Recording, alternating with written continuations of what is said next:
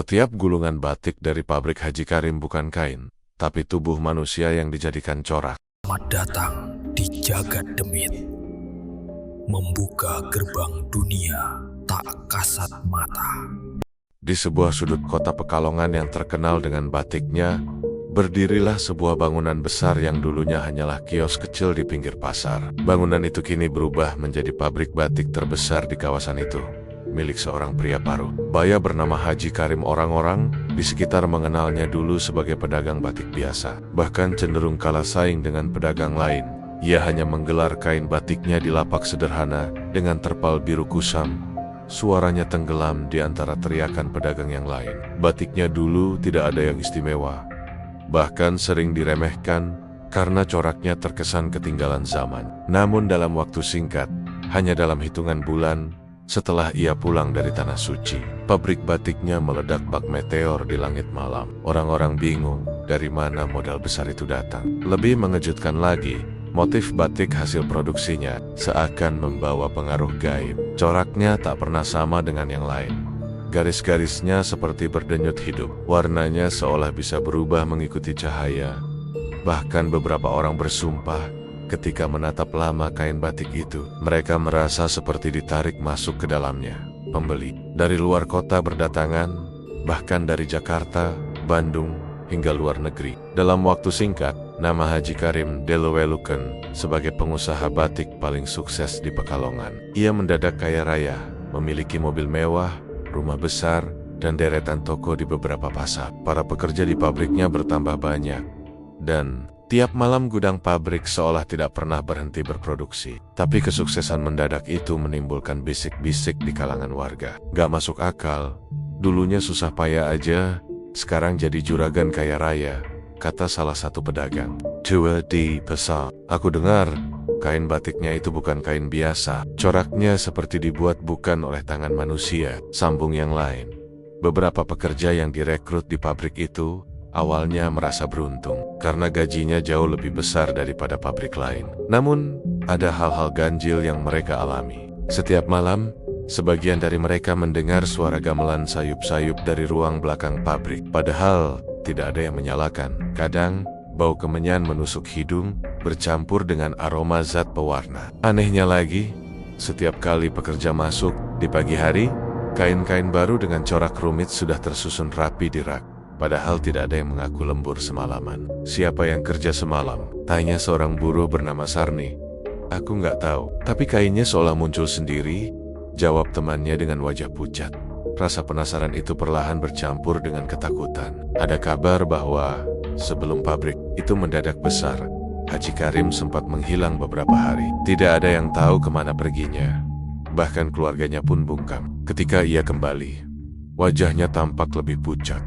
Sorot matanya dalam dan tajam, serta senyumnya terasa dingin.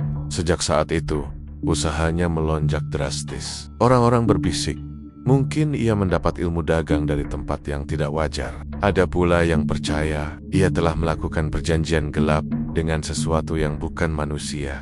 Suatu malam, seorang pekerja baru bernama Wito yang penasaran mencoba mengintip ruang belakang pabrik yang selalu terkunci. Ia menunggu sampai semua orang pulang. Namun, sebelum sempat membuka pintu, dari balik celah ia melihat bayangan sosok-sosok tinggi berkulit hitam legam sedang menari di sekitar kain batik yang terbentang di lantai. Tubuh mereka kurus, matanya merah menyala, dan gerakannya mengikuti irama gamelan yang tidak pernah berhenti. Wito terjatuh ketakutan, tapi anehnya, ketika ia kembali esok pagi, kain batik yang semalam ia lihat sudah terlipat rapi dengan motif baru yang tidak pernah ada sebelumnya. Berita aneh itu menyebar di kalangan pekerja, tapi tak ada yang berani membicarakannya di depan Haji Karim.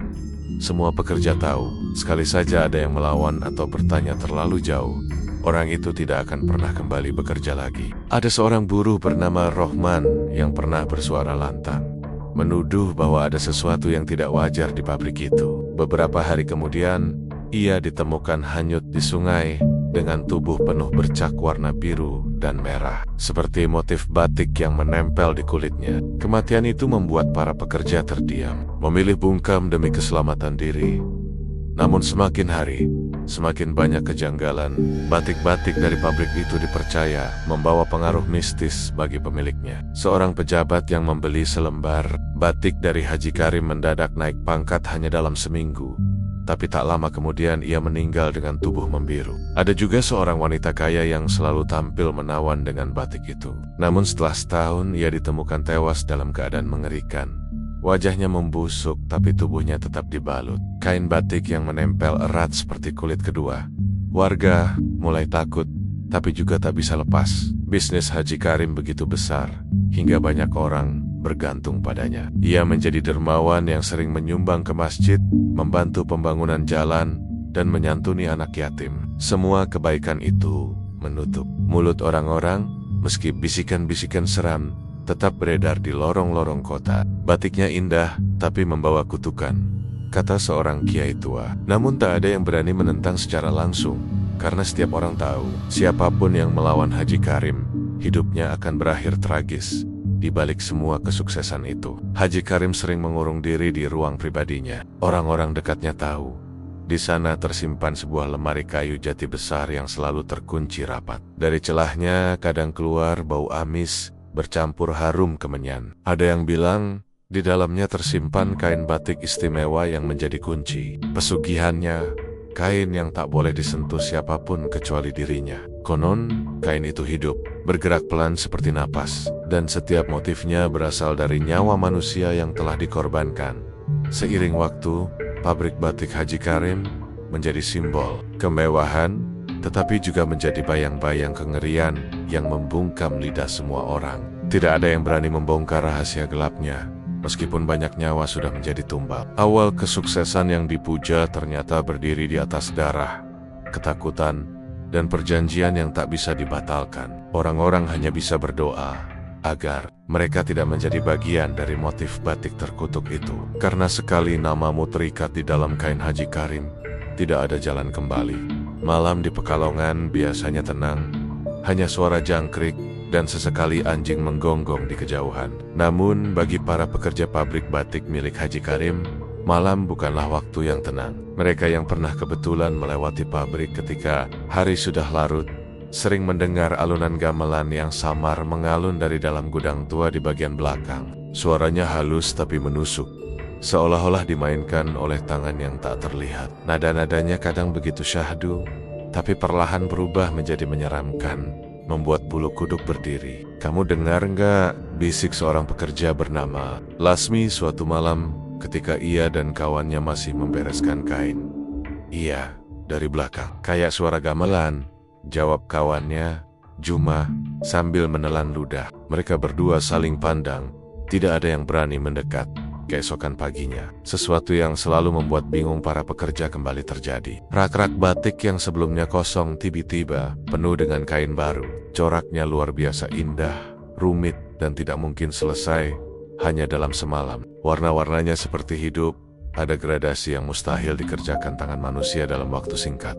Ini, siapa yang bikin? Tanya seorang buruh dengan wajah bingung. Tidak ada yang bisa menjawab, mereka hanya bisa menunduk, pura-pura, tidak peduli, meski hati mereka dicekam rasa takut. Pekerja lama sudah tahu aturan tak tertulis di pabrik itu. Jangan pernah bertanya terlalu jauh. Jangan pernah mencoba mencari tahu apa yang terjadi di malam hari.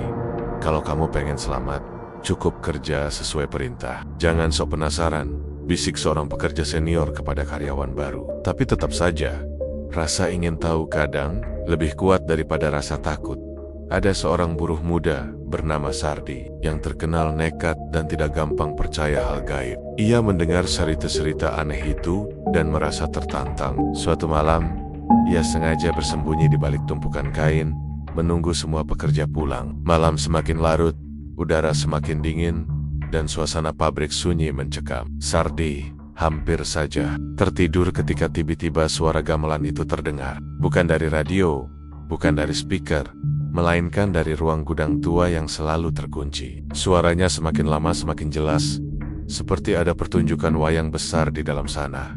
Sardi memberanikan diri mendekat. Dari celah pintu kayu yang lapuk, ia melihat sesuatu yang membuat tubuhnya kaku. Di dalam ruangan itu, ada kain batik terbentang luas di lantai. Tapi kain itu bukan kain biasa, warnanya berkilau, Coraknya terus berubah-ubah seakan hidup. Di set kain, berdiri makhluk-makhluk tinggi berkulit hitam. Tubuhnya kurus dengan tangan panjang. Matanya merah menyala. Mereka menari dengan gerakan kaku mengikuti irama gamelan yang tidak berhenti. Dari tubuh mereka menetes cairan hitam pekat yang menetes ke atas kain, berubah menjadi motif baru yang begitu indah. Sardi hampir berteriak, tapi ia buru-buru menutup mulut. Nafasnya tersengal. Tiba-tiba salah satu makhluk itu berhenti menari dan menoleh ke arah pintu. Matanya menatap lurus ke tempat Sardi bersembunyi. Sardi ketakutan setengah mati. Ia mundur pelan, lalu lari turberit-berit keluar pabrik tanpa menoleh lagi. Sejak malam itu, Sardi tidak pernah kembali bekerja. Oren bilang ia sakit keras, tubuhnya demam tinggi, kulitnya menghitam sedikit demi sedikit seperti kain yang terbakar. Beberapa hari kemudian, ia meninggal. Tubuhnya ditemukan penuh bercak warna seperti motif batik yang menempel di kulit. Kematian Sardi membuat pekerja lain semakin bungkam. Tidak ada yang berani lagi membicarakan tentang gamelan atau kain misterius itu. Tapi keanehan tidak berhenti. Setiap pagi, selalu ada batik baru muncul dari gudang. Jumlahnya begitu banyak, seolah ada ratusan tangan gaib yang mengerjakannya semalam suntuk. Dan setiap kali kain itu keluar, pesanan dari luar kota langsung berdatangan. Seakan-akan ada hubungan gaib antara produksi malam dan rejeki yang masuk ke Haji Karim. Beberapa pekerja senior mulai menyadari ada pola. Setiap kali ada pekerja baru yang daya kred. Tak lama kemudian ken-ken batik yang muncul semakin indah dan rumit. Anehnya, pekerja baru itu sering tiba-tiba menghilang. Alasannya makam-makam, ada yang katanya pulang kampung, ada yang katanya kabur, ada juga yang katanya dipindahkan. Tapi keluarga mereka tidak pernah benar-benar tahu keberadaan mereka. Warga mulai berbisik, jangan-jangan para pekerja baru itu bukan kabur, melainkan dijadikan tumbal agar ken-ken gaib itu terus lahir setiap malam. Suatu ketika, seorang pekerja perempuan bernama Sumirah terpaksa lembur sendirian karena harus menyelesaikan lipatan kain. Ia tahu aturan tidak boleh ada yang berada di pabrik setelah tengah malam, namun pekerjaannya belum selesai. Saat jarum jam melewati pukul 12, ia mendengar suara gamelan itu lagi. Suaranya kali ini jauh lebih keras, bukan samar. Bahkan lantai pabrik bergetar seperti ada yang sedang menabuh gendang besar di bawah tanah. Sumirah gemetar, keringat dingin mengucur dari pelipisnya. Ia menutup telinga, tapi suara itu tetap merasuk ke kepalanya. Tiba-tiba, dari sudut matanya, ia melihat kain yang sedang dijemur bergerak sendiri, berkibar meski tidak ada angin. Dari balik kain, muncul bayangan tangan kurus yang panjang, mencoba meraih tubuhnya. Sumirah menjerit sekeras-kerasnya, lalu pingsan. Keesokan harinya ia ditemukan tergeletak di lantai dengan kondisi lemas. Anehnya, di tangannya sudah tergenggam selembar kain batik baru dengan motif tangan-tangan hitam yang saling meraih. Kejadian itu membuat para pekerja semakin bahwa gudang tua itu adalah pusat pesugihan. Mereka tahu, kain-kain batik itu bukanlah hasil karya manusia, melainkan hasil dari perjanjian gelap. Tapi mereka tidak punya pilihan. Upah yang mereka dapat terlalu besar untuk ditinggalkan, sementara ancaman kehilangan nyawa selalu mengintai. Bila mereka melawan, Haji Karim sendiri seakan tak pernah terusik. Ia selalu muncul dengan senyum ramah, memberikan sedekah kepada warga, dan berbicara bijak di masjid. Namun di balik itu semua, ada rahasia yang tidak bisa disangkal. Para pekerja tahu, selama suara gamelan itu terus berbunyi di malam hari, pabrik batik akan terus menghasilkan kain yang tak tertandingi. Dan kekayaan Haji Karim tidak akan pernah habis. Tapi mereka juga tahu, selama itu pula semakin bonyak, nyawa yang akan hilang tanpa jejak, menjadi corak abadi dalam batik terkutuk yang lahir dari rahasia malam. Di antara para pekerja pabrik batik Haji Karim, ada satu orang bernama Parto yang dikenal sebagai sosok keras kepala. Berbeda dengan yang lain, ia tidak mudah tunduk pada ketakutan meski tahu bahwa ada hal-hal ganjil di pabrik itu. Parto bekerja hampir 2 tahun, dan ia sering mencurigai ada sesuatu yang disembunyikan oleh majikannya, terutama soal cairan pewarna yang digunakan untuk membatik. Cairan itu selalu datang dari gudang belakang dalam kendi-kendi tanah liat berukuran besar. Tidak ada pekerja yang tahu siapa yang menyiapkannya, karena setiap kali pagi datang, kendi-kendi itu sudah tersedia di meja produksi. Warnanya pekat, baunya menyengat, dan anehnya ketika digunakan, hasil batik tampak lebih hidup, seolah warnanya menempel langsung ke serat kain tanpa pernah pudar. Rasa penasaran Parto memuncak ketika suatu hari ia melihat seorang pekerja baru yang terluka jarinya saat membantu menyiapkan alat. Darah segar menetes ke dalam baskom pewarna. Dan anehnya, cairan itu langsung berpendar. Warnanya semakin kuat dan berkilau. Kain yang dicelupkan ke dalamnya menghasilkan corak yang jauh lebih indah dibanding biasanya. Semua pekerja menatap dengan wajah pucat, tapi tak ada yang berani bersuara. Hanya Parto yang menyadari sesuatu. Pewarna batik itu tidak wajar. Ia mulai memperhatikan lebih teliti. Setiap kali ada pekerja yang hilang entah kemana, jumlah kendi pewarna di pabrik justru bertambah banyak. Parto mencatat dalam diam, dan semakin yakin bahwa hilangnya para pekerja ada hubungannya dengan pewarna itu. Hingga suatu malam, keberaniannya mengalahkan rasa takut. Ia memutuskan untuk mengintip gudang belakang yang menjadi sumber segala misteri. Malam itu, ia berpura-pura sakit agar bisa tinggal di pabrik setelah jam kerja berakhir. Semua pekerja pulang, lampu dimatikan, dan hanya suara jangkrik yang terdengar. Parto bersembunyi di balik tumpukan kayu sambil menunggu. Jam menunjukkan hampir tengah malam ketika suara gamelan kembali terdengar.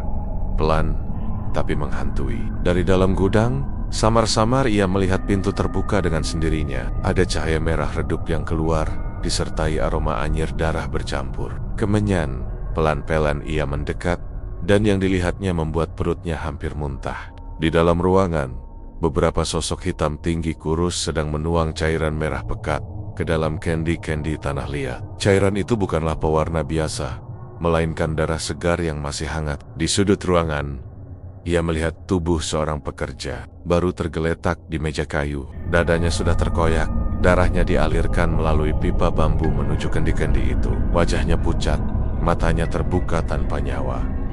Parto menutup mulut sekuat tenaga agar tidak menjerit. Ia mundur perlahan, namun kakinya menyenggol kaleng kosong. Suara berisik itu membuat salah satu makhluk menoleh. Matanya menyala merah, dan seketika semua suara gamelan berhenti. Suasana menjadi hening mencekam. Parto panik, berlari keluar pabrik secepat mungkin, dan tidak menoleh lagi. Malam itu ia bersumpah tidak akan pernah kembali bekerja. Namun, rasa takut bercampur dengan rasa ingin membongkar kebenaran membuatnya tidak bisa tidur. Keesokan harinya, ia memberanikan diri menceritakan apa yang dilihatnya pada dua orang temannya, Sarni dan Juma. Kendi itu bukan pewarna, itu darah. Darah manusia. Aku lihat sendiri, orang yang hilang-hilang itu tubuhnya dipakai untuk isi kendi, katanya dengan suara bergetar. Sarni langsung menangis ketakutan. Sementara Juma memohon agar Parto tidak mengulang cerita itu di depan siapapun. Kalau Haji Karim tahu, kamu bisa celaka, ucap Juma. Tapi nasi sudah menjadi bubur. Entah bagaimana, kabar itu sampai juga ke telinga orang-orang dekat Haji Karim. 2 malam setelahnya, Parto ditemukan tewas di kamarnya. Tubuhnya kaku, matanya terbuka, kulitnya penuh dengan motif batik merah biru yang menjalar dari ujung kaki sampai ke wajah. Tidak ada luka, tidak ada darah, tapi tubuhnya seperti sudah menjadi bagian dari kain. Kabar itu menyebar cepat, dan orang-orang mulai membicarakan bahwa siapapun yang berani membuka rahasia pabrik akan berakhir menjadi corak batik yang abadi. Ketakutan menyelimuti para pekerja. Mereka bekerja dengan kepala menunduk. Tidak ada lagi yang berani mengeluh atau bertanya. Namun, rahasia itu semakin sulit disembunyikan. Beberapa pekerja memperhatikan setiap kali kendi pewarna itu dituangkan ke dalam baskom. Permukaan cairan kadang beriak seperti air panas. Dan jika diperhatikan lebih dekat, terlihat jelas gelambang-gelambang kecil yang melepaskan aroma amis. Seakan-akan ada kehidupan di dalamnya. Seorang pekerja perempuan bernama Lasmi pernah tanpa sengaja mencelupkan jarinya ke dalam cairan itu. Ia menjerit kesakitan. Jarinya terasa seperti terbakar, tapi anehnya tidak ada luka. Sejak hari itu, ia sering mengigau di malam hari. Tubuhnya panas dingin, dan kulit di lengannya perlahan berubah warna menjadi biru keunguan dengan pola mirip motif parang batik. Beberapa minggu kemudian, Lasmi juga menghilang, dan tak seorang pun tahu kemana ia pergi. Warga sekitar mulai ikut merasakan kejanggalan. Sungai yang mengalir di dekat pabrik sering berubah warna menjadi merah kehitaman pada malam hari. Lalu, kembali normal saat pagi. Ikan-ikan mati mengambang dan bau amis menusuk hidung. Beberapa orang melihat gulungan kain batik dibuang ke sungai oleh orang-orang suruhan Haji Karim. Seakan-akan ada ritual yang harus dilakukan. Kabar itu sampai juga ke telinga seorang kiai sepuh di kampung sebelah. Ia memperingatkan warga agar berhati-hati, karena pabrik itu bukan hanya tempat usaha, melainkan gerbang menuju pesugihan yang haus darah. Setiap motif indah yang kalian lihat di kain batik itu, ada nyawa manusia yang menjadi tumbalnya, kata sang kiai dengan wajah muram. Namun, meski warga takut, mereka tak bisa berbuat apa-apa. Haji Karim terlalu berpengaruh, terlalu kaya, dan terlalu dermawan di depan publik. Di balik senyum ramahnya, semua orang tahu kini ada rahasia mengerikan yang mengalir di balik kain batik mewah itu. Rahasia tentang darah manusia yang dijadikan pewarna, tentang pekerja yang hilang untuk tidak pernah kembali, dan tentang seorang juragan yang rela menjual kemanusiaannya demi kekayaan tak terbatas. Pabrik itu terus beroperasi, kain-kain terus keluar setiap hari, dan darah terus mengalir di balik motif-motif indah yang dipuja banyak orang. Di ruang pribadinya yang jarang sekali dimasuki orang lain, Haji Karim menyimpan sebuah lemari besar dari kayu jati tua. Lemari itu begitu kokoh, dengan ukiran rumit bergaya Jawa klasik. Namun ada aura gelap yang menyelimutinya. Tidak sembarang orang bisa mendekat, apalagi membukanya. Para pekerja hanya tahu dari cerita mulut ke mulut bahwa di dalam lemari itu tersimpan kain-kain terlarang, kain yang tidak boleh dipakai sembarangan. Konon, hanya pembeli penting yang benar-benar membayar mahal dan memiliki kepentingan tertentu yang akan diberikan kain itu. Suatu hari, seorang pejabat dari Jakarta datang ke Pekalongan untuk menghadiri acara resmi. Ia mendengar reputasi kain Haji Karim dan memesan batik istimewa. Saat itu, Haji Karim masuk ke ruang pribadinya, membuka lemari besar itu dengan kunci besi tua, dan mengeluarkan selembar kain yang tampak berkilau dalam cahaya redup. Coraknya begitu rumit, dengan motif seperti bunga yang mekar. Tapi jika diperhatikan lebih lama, bunga itu tampak menyerupai wajah-wajah yang sedang menjerit. Pejabat itu langsung jatuh hati, membelinya tanpa menawar, lalu mengenakannya di acara besar. Di malam pesta, semua mata tertuju padanya. Wajahnya tampak lebih segar, senyumnya memesona, dan tubuhnya terlihat lebih berwibawa. Orang-orang kagum, seolah batik itu memberi aura harisma yang tidak dimiliki siapapun. Namun, hanya berselang beberapa hari, pejabat itu jatuh sakit. Tubuhnya melemah, kulitnya pucat, dan dokter tidak bisa menemukan penyakit apapun. Anehnya, corak batik yang dipakainya seolah muncul di kulitnya sendiri. Bunga-bunga itu tumbuh dari dada hingga leher, semakin hari semakin jelas. Hingga akhirnya, ia ditemukan meninggal dengan tubuh kaku. Kulitnya penuh motif batik misterius, dan kain yang dikenakannya sudah melekat erat, mustahil dilepas. Kisah itu menyebar cepat, tapi dibungkam oleh kekuasaan. Orang-orang yang tahu dipaksa diam. Namun, bagi para pekerja pabrik, kabar itu menjadi bukti sahih bahwa kain terlarang dalam lemari itu bukan kain biasa. Mereka percaya setiap motif yang tergambar adalah jelmaan dari nyawa manusia yang sudah dikorbankan. Kain itu hidup, haus jiwa, dan siapapun yang memakainya hanya akan menjadi santapan berikutnya. Lastri, salah satu pekerja lama, pernah melihat kain itu dengan matanya sendiri. Ketika ia dipanggil membantu Haji Karim menyiapkan ruangan, ia melihat sekilas isi lemari besar itu. Ada belasan kain terlipat rapi, masing-masing mengeluarkan aroma aneh campuran wangi bunga melati dan bau darah yang menyengat. Lastri bersumpah ia melihat kain itu bergerak pelan, seperti bernafas. Saat pandangannya terlalu lama menatap salah satunya, ia merasa ada tangan hitam dari dalam kain yang mencoba meraih matanya. Sejak hari itu, Lastri tidak pernah berani mendekati ruang pribadi Haji Karim lagi. Misteri kain terlarang makin dalam ketika seorang penjahit dari luar kota mencoba menantang nasib. Ia berhasil mendapatkan salah satu kain itu melalui jalur gelap, mungkin dari pembeli yang dayam-dayum menjualnya kembali. Penjahit itu berpikir kain tersebut akan memberinya keuntungan besar. Ia membawa kain itu ke rumahnya, berniat menjahitkannya menjadi baju pesanan seorang wanita kaya. Tapi saat jarum mesin jahit mulai menembus kain, sesuatu yang mengerikan terjadi. Jarum itu berulang kali menusuk jarinya sendiri, seolah kain itu menolak disentuh. Darahnya menetes ke kain, dan kain itu menyerapnya dengan rakus. Tiba-tiba mesin jahit bergetar hebat. Gulungan kain melilit tubuhnya sendiri. Sang penjahit berteriak meminta tolong, tapi tak ada yang mendengar. Esok harinya, ia ditemukan mati. Tubuhnya sudah terbungkus kain batik itu, menempel seperti kulit kedua yang tidak bisa dilepas. Kejadian-kejadian itu memperkuat kepercayaan bahwa kain dalam lemari Haji Karim adalah pusat kekuatan pesugihannya. Hanya orang-orang tertentu yang bisa membeli, tapi harga yang harus dibayar bukan sekadar uang, melainkan juga nyawa. Anehnya, semakin banyak orang yang tahu cerita mengerikan di balik kain itu, semakin banyak pula orang kaya yang tertarik untuk mereka percaya, meski berisiko mati, kain itu bisa memberi kejayaan singkat, jabatan, kekuasaan, kecantikan, atau kekayaan yang tidak bisa diraih dengan cara biasa.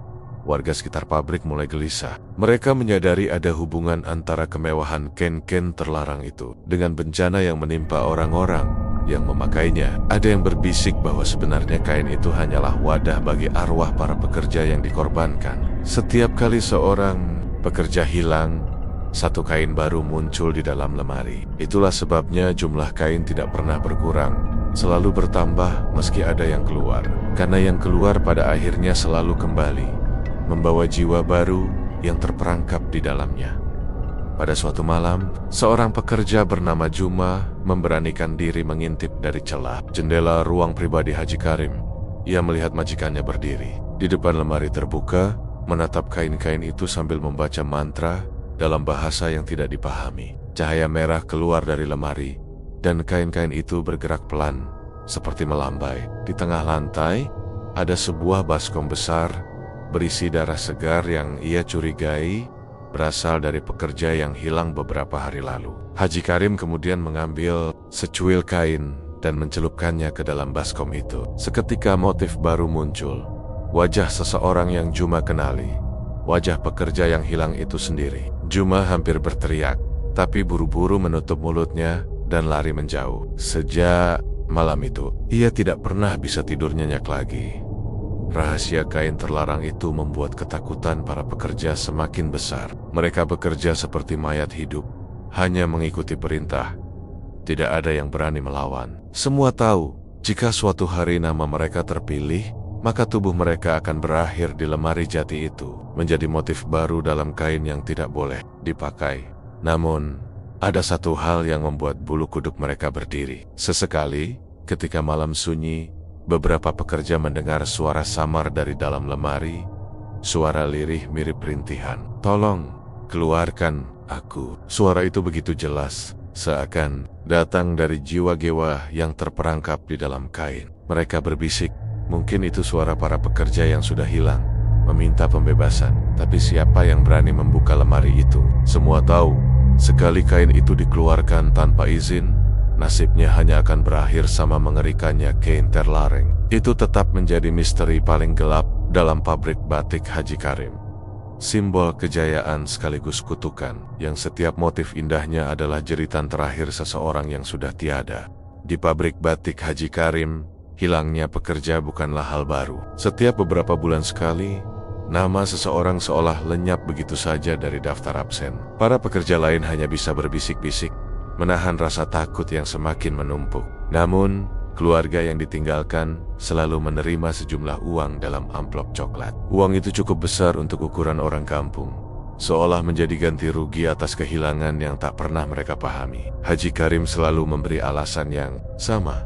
Pekerja itu kabur, pindah kerja ke kota lain, atau sengaja meninggalkan keluarga tanpa kabar. Tak ada yang bisa membuktikan sebaliknya, karena orang yang hilang benar-benar tak pernah ditemukan sebenarnya. Sejak lama, para pekerja menyadari bahwa pola hilangnya orang-orang ini sangat aneh. Bukan sembarang waktu, melainkan selalu mendekati malam bulan purnama. Pada malam-malam itu, suasana pabrik menjadi lebih mencekam. Suara gamelan dari gudang tua terdengar lebih jelas, lebih ramai, seolah sedang ada pesta yang tak kasat mata. Mereka yang hilang terakhir kali terlihat selalu bekerja lembur di area pewarnaan, tempat aroma menyengat bercampur dengan uap panas dari cairan batik. Setelah itu, mereka tidak pernah pulang.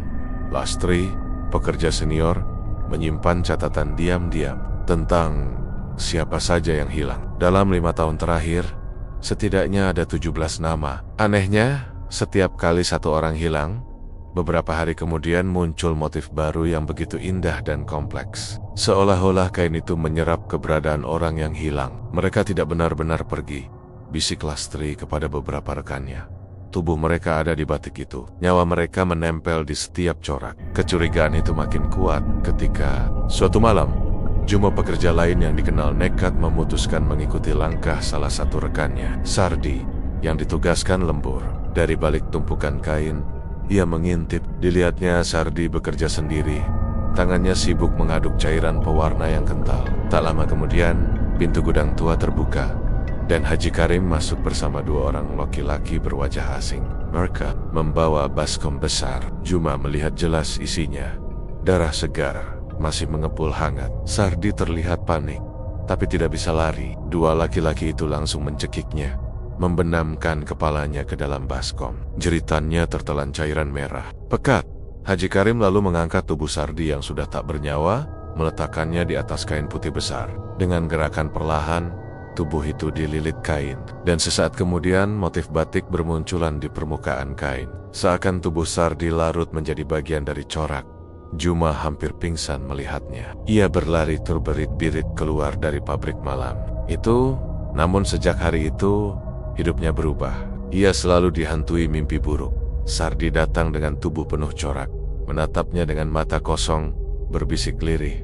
"Kenapa kau biarkan aku? Kenapa kau tak menyelamatkanku?" Juma ingin menceritakan semuanya pada keluarga Sardi, tapi lidahnya keluh setiap kali mencoba berbicara. Entah kutukan atau rasa takut, ia hanya bisa diam. Keluarga para pekerja yang hilang memang selalu menerima uang, namun banyak yang tetap merasa ganjil. Seperti keluarga Warto, yang istrinya masih sering bermimpi suaminya pulang dengan tubuh penuh noda warna biru dan merah, meminta air untuk membersihkan diri. Atau keluarga Surip, yang anaknya sering mendengar suara ayahnya memanggil dari arah pabrik setiap malam. Orang-orang kampung mulai percaya roh para pekerja itu tidak pernah benar-benar pergi. Mereka terikat pada kain-kain yang diproduksi dari darah dan daging mereka sendiri.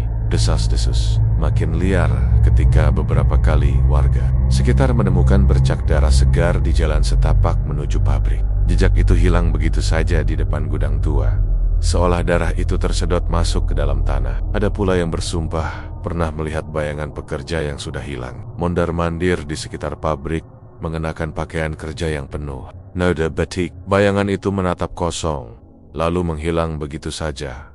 Para pekerja yang masih hidup makin tersiksa batinnya. Mereka bekerja dalam ketakutan setiap hari. Tak tahu kapan giliran mereka tiba. Ada yang mencoba berhenti, namun selalu gagal. Salah seorang pekerja Ranto pernah berniat kabur ke Semarang. Namun malam sebelum keberangkatan, ia ditemukan tewas di dalam rumahnya sendiri. Tubuh Niakoku, kulitnya dipenuhi motif batik persis seperti kain yang diproduksi pabrik itu. Tidak ada tanda perampokan, tidak ada jejak pelaku, seolah-olah batik itu sendiri datang untuk menjemputnya. Sejak saat itu, semua pekerja paham tidak ada jalan keluar. Sekali masuk ke pabrik Haji Karim, nyawa mereka sudah menjadi bagian dari perjanjian gelap itu. Mereka bisa saja hidup beberapa tahun, tapi pada akhirnya tubuh mereka akan berakhir di gudang tua, larut dalam corak kain pesugihan. Malam-malam purnama berikutnya selalu menjadi ketakutan terbesar. Suara gamelan makin keras, aroma anyir makin menusuk, dan beberapa pekerja yang lembur tidak pernah kembali. Orang-orang kampung memilih menutup pintu rapat-rapat, pura-pura tidur, seolah tidak mendengar apa-apa. Mereka tahu, jika ikut campur, bisa jadi giliran mereka pula yang dikorbankan. Namun, ada satu hal yang membuat kengerian itu semakin tak terbantahkan. Pada suatu malam, saat bulan purnama menggantung tinggi, seorang pekerja bernama Yati yang sedang membersihkan kain di area penjemuran mendengar suara lirih. Suara itu datang dari salah satu kain yang digantung. "Tolong, aku haus.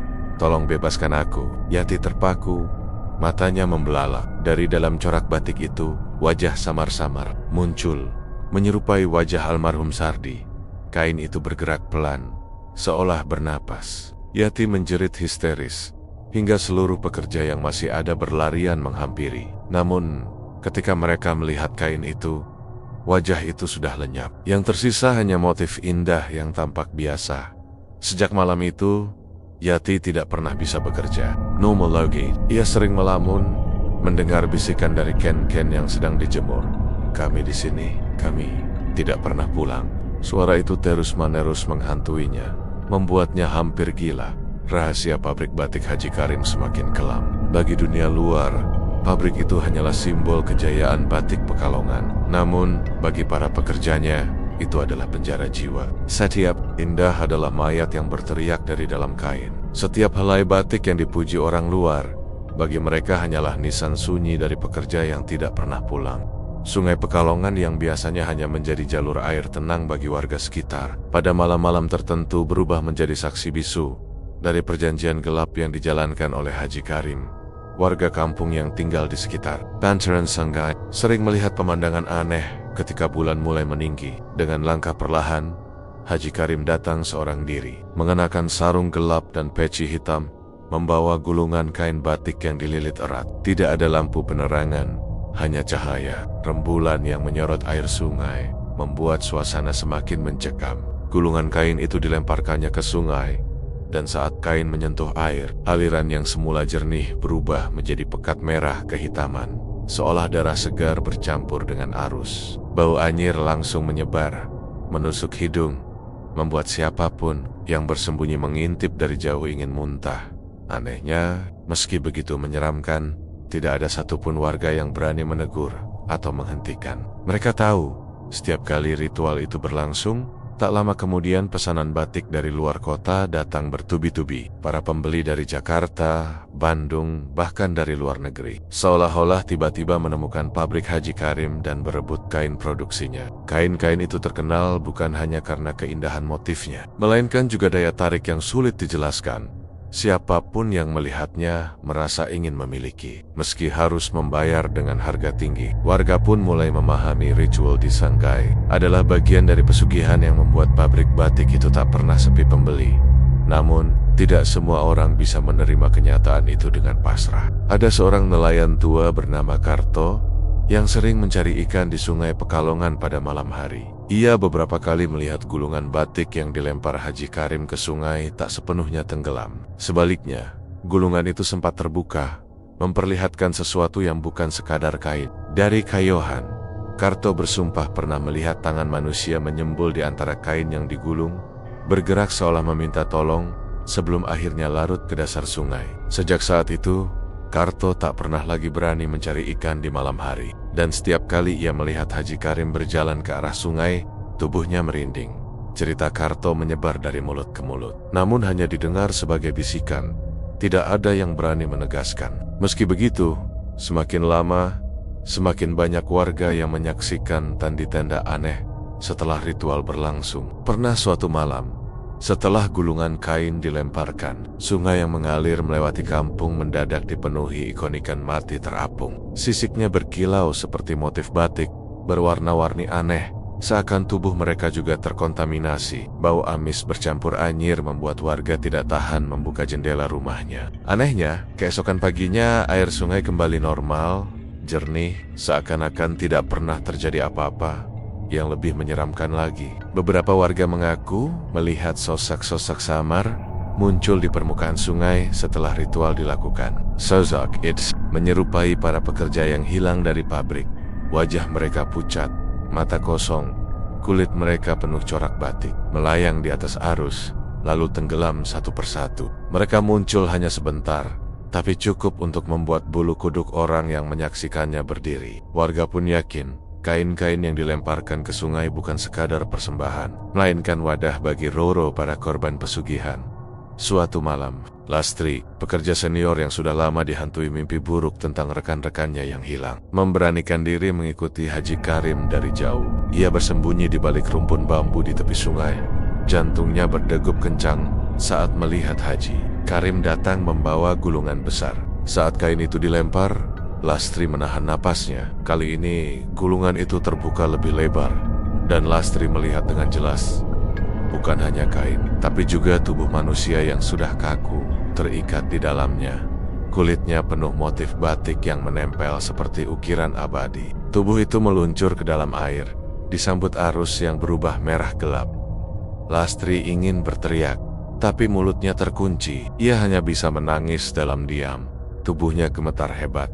Setelah kejadian itu, Lastri jatuh sakit. Setiap malam, ia bermimpi berdiri di pinggir sungai, melihat rekan-rekannya melambai dari dalam air. Tubuh mereka terapung dengan corak batik menutupi kulit. "Kami tidak pernah pulang, kami di sini." Bisikan itu selalu muncul. Warga yang mendengar kabar Lastri sakit menganggap itu sekadar beban kerja berat, tapi sebenarnya Lastri tahu kebenaran yang lebih mengerikan. Sungai Pekalongan telah menjadi kuburan rahasia bagi puluhan pekerja yang dikorbankan demi kelangsungan pesugihan batik Haji Karim. Sementara itu, kekayaan Haji Karim semakin menjadi. Rumah besarnya selalu dipenuhi tamu-tamu penting. Mobil-mobil mewah berjejer di halaman, dan pabriknya semakin sibuk. Namun, di balik semua itu, warga kampung semakin dicekam teror. Sungai yang dulu menjadi sumber kehidupan, kini justru menjadi sumber kutukan. Setiap kali air sungai meluap ketika musim hujan, bercak-bercak merah kehitaman ikut terbawa ke pekarangan rumah warga, menodai lantai dan dinding, sulit dibersihkan. Beberapa anak kecil yang bermain di dekat sungai juga sering kerasukan, menangis histeris sambil berkata bahwa ada orang-orang yang memanggil mereka dari dalam air. Puncak kengerian terjadi ketika seorang pemuda bernama Bowo yang mabuk setelah pulang dari pesta nekat melompat ke sungai pada malam ritual berlangsung. Teman-temannya yang melihat panik karena tubuh Bowo langsung ditarik arus ke tengah, padahal biasanya sungai itu tidak deras. Anehnya, sesaat sebelum tubuhnya hilang, mereka melihat kulit Bowo berubah. Muncul corak batik berwarna hitam dan merah di seluruh tubuhnya, lalu ia lenyap di bawah permukaan. Besok paginya, tubuhnya ditemukan di tepi sungai, kaku, dengan kulit penuh motif batik yang persis seperti ken-ken milik pabrik Haji Karim. Sejak saat itu, warga benar-benar yakin bahwa Sungai Pekalongan telah menjadi bagian dari perjanjian. Mereka tidak lagi berani mendekat setelah malam tiba, bahkan tidak berani membuka jendela rumah yang menghadap ke sungai. Namun, tidak ada yang berani melaporkan atau menentang Haji Karim. Kekuasaan dan uangnya terlalu besar, dan mereka tahu melawan berarti membuka pintu kematian. Ritual itu terus berlanjut, malam demi malam, bulan demi bulan. Setiap gulungan kain yang tenggelam, setiap semburat merah di permukaan sungai adalah harga yang harus dibayar demi kejayaan batik yang memukau dunia luar. Tapi bagi mereka yang tahu kebenarannya, keindahan itu hanyalah selubung dari teriakan-teriakan. Jiwa yang terperangkap, mengapung tanpa pernah benar-benar bebas, dan Sungai Pekalongan yang seharusnya menjadi sumber kehidupan, kini telah menjelma menjadi sungai kematian. Di halaman belakang pabrik batik Haji Karim, kain-kain berwarna cerah selalu berjajar panjang di tali jemuran bambu. Dari jauh, pemandangan itu tampak indah. Kain batik dengan motif megah bergoyang, tertiup angin sore, seakan menari di udara. Namun bagi para pekerja, pemandangan itu bukan lagi sekadar rutinitas. Ada sesuatu yang menakutkan tersembunyi di balik keindahan itu. Sejak beberapa bulan terakhir, banyak yang mengaku melihat bayangan manusia bergerak samar di balik kain yang sedang dijemur. Bayangan itu melangkah pelan, kadang berhenti menoleh, lalu menghilang begitu kain disentuh. Anehnya, setiap kali kain itu diangkat, tidak pernah ditemukan siapapun di belakangnya. Yang lebih menyeramkan, motif kain yang semula polos atau sederhana mendadak berubah. Pola baru muncul begitu saja, lebih rumit, lebih hidup, seolah-olah bayangan tadi masuk ke dalam kain dan meninggalkan dirinya di sana. Pekerja bernama Rani adalah salah satu yang pertama kali menyadari. Saat itu ia sedang merentangkan kain batik bermotif bunga di jemuran. Angin sore bertiup pelan, membuat kain bergoyang. Dari sudut matanya, ia melihat sosok laki-laki kurus dengan wajah pucat berjalan di balik kain itu. Ia mengenali tubuh itu mirip dengan Darso, salah satu pekerja yang sudah lama hilang. Rani menahan napas, tangannya gemetar saat mendekat. Tapi begitu kain itu diangkat, halaman jemuran kosong, tidak ada siapapun. Yang membuat darahnya membeku adalah perubahan pada kain. Motif bunga sederhana itu kini ditambah corak baru. bergaris-garis, melingkar seperti urat nadi yang membentuk wajah samar menyerupai Darso. Rani menjerit, menjatuhkan kain itu, hingga membuat pekerja lain datang menghampiri. Namun, ketika diperlihatkan, wajah samar itu sudah menyatu sempurna dalam motif. Sulit dibedakan apakah itu sekadar kebetulan, atau benar-benar ukiran jiwa. Kejadian serupa terus terulang. Setiap pekerja yang menjaga jemuran selalu mengaku melihat bayangan, kadang berupa laki-laki, kadang perempuan, bahkan ada yang terlihat seperti anak kecil. Bayangan itu selalu bergerak seolah sedang mencari jalan keluar, menabrak-nabrak kain, namun akhirnya lenyap dan meninggalkan motif baru yang semakin aneh. Kain-kain batik itu kemudian dijual ke pasar dan laku keras. Pembeli selalu memuji betapa unik coraknya, betapa seakan kain itu hidup. Mereka tidak pernah tahu bahwa di balik corak itu mungkin ada jiwa yang terjebak. Lastri, pekerja senior yang sejak lama merasa curiga dengan pabrik ini, mulai memperhatikan pola perubahan kain. Ia sadar, setiap motif baru yang muncul tanpa proses membatik nyata selalu mirip dengan orang-orang yang hilang. Ada motif menyerupai wajah Sardi, ada pula corak menyerupai tubuh Kurdi yang berpostur tinggi besar. Bahkan, pada satu kain bermotif parang, Lastri melihat ada bayangan mata yang berkedip sekali saat ia menatapnya lama-lama. Ia langsung menutup kain itu dengan kain lain. Tubuhnya gemetar hebat. Malam hari, ketakutan itu semakin menjadi. Pekerja yang pulang larut mengaku melihat jemuran kain bergerak sendiri, meski tidak ada angin. Kain-kain itu melambai seperti tangan yang memanggil, dan bayangan manusia terlihat menempel di permukaannya. Mereka bergerak mengikuti siapapun yang lewat, seolah-olah memohon dilepaskan. Salah satu pekerja, Yanto, saking penasarannya mencoba menyentuh bayangan itu dengan tangan. Seketika, tubuhnya kaku, matanya mendelik, dan ia pingsan di tempat. Saat sadar, ia mengaku merasakan tubuhnya ditarik ke dalam kain. Dalam sesaat, ia melihat dirinya berdiri di antara gulungan batik, dikelilingi wajah-wajah rekan yang sudah hilang. Semua menangis tanpa suara. Sejak malam itu, Yanto tidak pernah berani mendekati area jemuran lagi.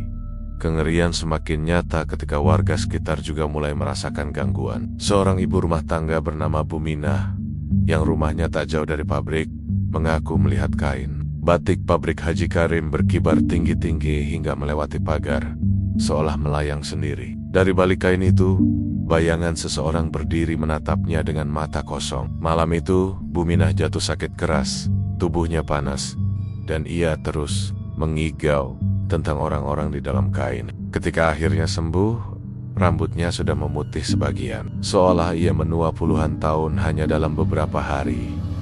Yang paling mengerikan terjadi pada suatu sore berangin. Seluruh pekerja sedang sibuk menjemur kain dalam jumlah besar. Tiba angin kencang bertiup, membuat kain-kain berkibar liar. Dari kejauhan, orang-orang melihat puluhan bayangan bergerak di balik kain secara bersamaan. Bayangan itu bukan hanya berjalan, melainkan menari, menjerit, dan berusaha menembus kain. Suasana panik, pekerja berlarian, namun kain-kain itu seperti hidup, melilit tubuh siapapun yang terlalu dekat. Seorang pekerja muda bernama Rukman terjerat kain yang menempel pada wajahnya. Ia berteriak minta tolong, tapi saat kain itu dilepaskan, wajahnya sudah berubah pucat dan penuh pola batik hitam merah. Rukman masih hidup, tapi sejak itu, ia tidak bisa berbicara. Hanya bisa melotot kosong seolah sebagian jiwanya sudah tersedot masuk ke kain. Haji Karim sendiri tampak tidak pernah terganggu dengan fenomena ini. Justru setiap kali ada kain baru dengan motif spontan dari bayangan, ia selalu tersenyum puas. Ini tandanya pesugihan berjalan lancar, katanya dengan suara berat yang membuat para pekerja makin ngeri. Baginya, semakin banyak bayangan yang masuk ke dalam kain, semakin besar pula kekuatan yang menopang kejayaan pabriknya. Lastri akhirnya menyadari kebenaran yang tak terbantahkan. Jemuran kain bukan sekadar tempat pengeringan, melainkan gerbang di mana roh-roh pekerja yang dikorbankan dipindahkan ke dalam batik. Setiap kain yang berkibar adalah jeruji gaib, dan setiap bayangan yang terlihat hanyalah sisa jiwa yang masih berusaha melawan. Sejak saat itu, tak ada satupun pekerja yang berani berada di dekat jemuran sendirian. Mereka selalu bekerja berkelompok, saling menjaga, meski tetap saja perasaan diawasi tak pernah hilang. Dan setiap kali angin bertiup, setiap kali kain berkibar, bulu kuduk mereka meremang, menanti bayangan berikutnya, yang akan muncul bayangan yang mungkin suatu hari adalah milik mereka sendiri.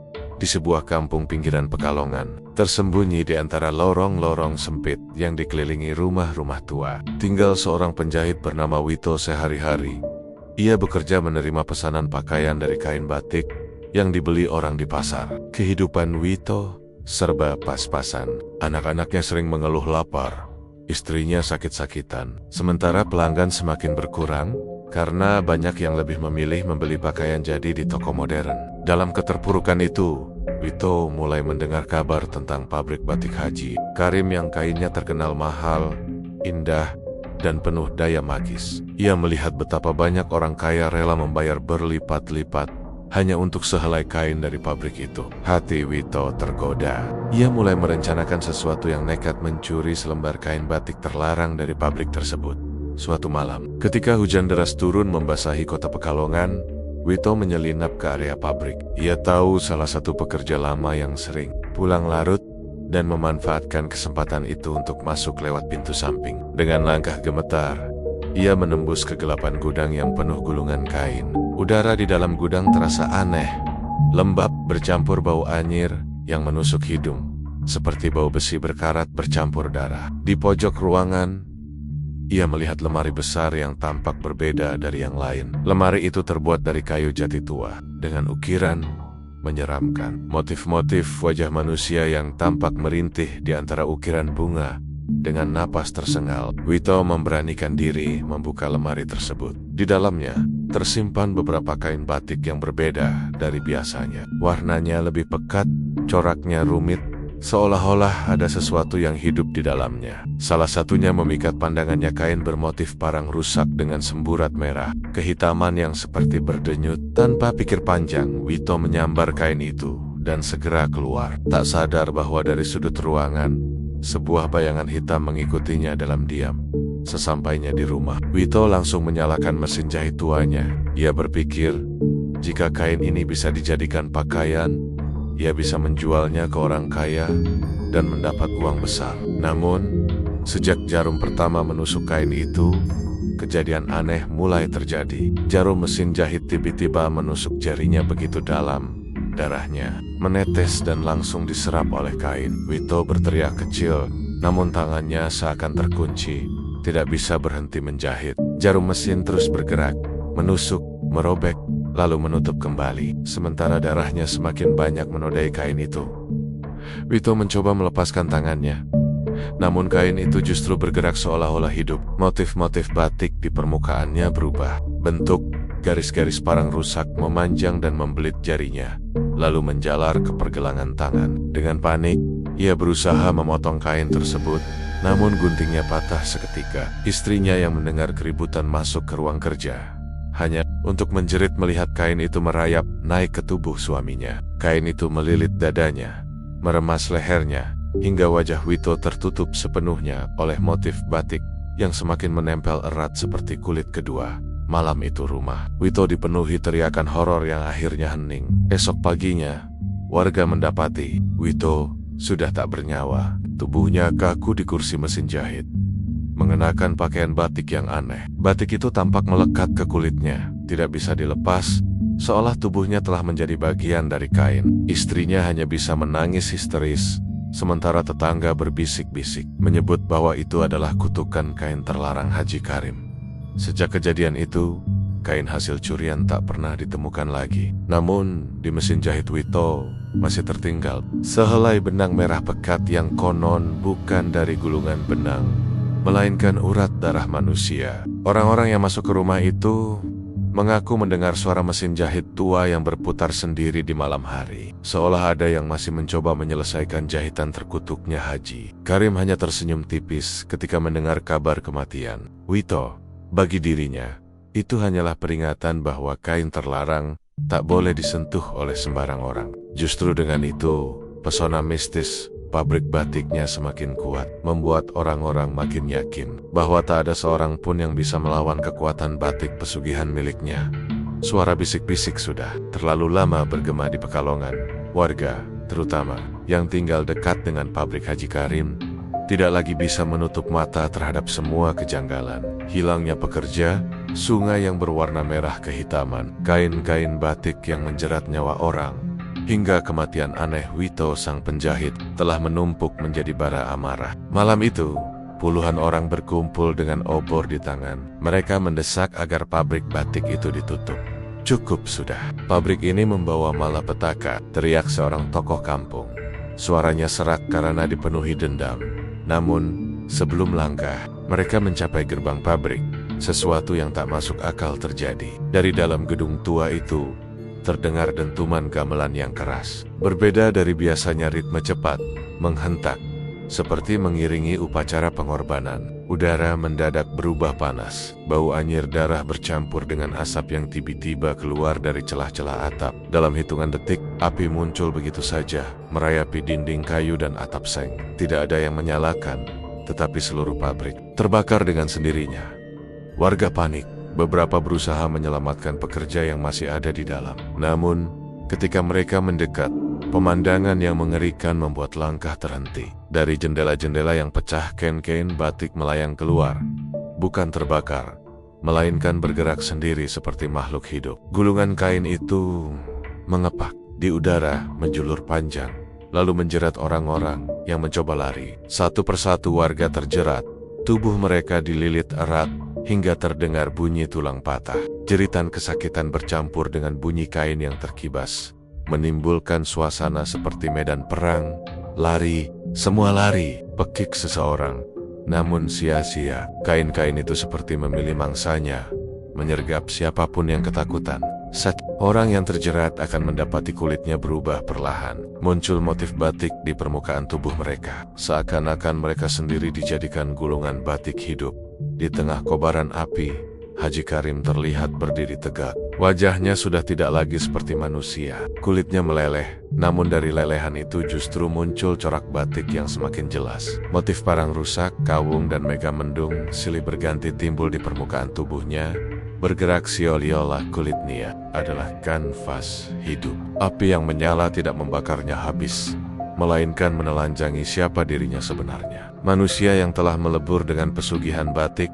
Beberapa saksi bersumpah melihat tubuh Haji Karim meregang. Gulungan kain keluar dari perut dan punggungnya, berputar-putar di udara seperti ular raksasa. Dari mulutnya keluar suara yang bukan lagi suara manusia, melainkan gabungan gamelan dan erangan ribuan jiwa yang merintih. Inilah harga kesetiaan pada leluhur kain. Suaranya menggema, membuat bulu kuduk semua orang berdiri. Api semakin besar, melahap seluruh bangunan. Namun kain-kain itu tetap tidak terbakar. Mereka berterbangan, lalu menjerat pekerja yang ada di dalam pabrik, menyeret mereka ke pusat kobaran api. Jeritan terakhir para pekerja terdengar memekakan telinga. Sebelum semuanya hening, hanya tersisa gamelan yang terus berdentum dari entah mana. Ketika api akhirnya padam menjelang subuh, yang tersisa hanyalah puing-puing hitam. Tidak ada jasad yang ditemukan, tidak ada tanda-tanda kain terbakar. Anehnya, di tanah bekas pabrik itu, terhampar rapi gulungan kain batik basah. Motifnya penuh darah, seolah kain itu adalah perwujudan dari ratusan nyawa yang ditelan pesugihan. Sejak hari itu, tidak ada yang berani mendekat ke reruntuhan pabrik. Namun, cerita tidak berhenti. Orang-orang yang lewat malam hari kerap melihat kain tipis melayang di udara, atau mendengar suara mesin canting meneteskan malam tanpa henti. Ada pula yang bersumpah melihat sosok menyerupai Haji Karim, berdiri di antara reruntuhan. Tubuhnya seluruhnya bermotif batik, matanya kosong. Namun senyumnya tetap sama senyum puas seorang pengusaha yang telah mendapatkan kekayaan bukan setilap mati. Pabrik batik itu akhirnya dikenal dengan sebutan pabrik berdarah dan menjadi kutukan bagi siapapun yang mencoba menghidupkannya kembali. Karena setiap kain yang lahir dari sana bukan hanya hasil seni, melainkan penjara jiwa-jiwa yang tak pernah bisa lepas.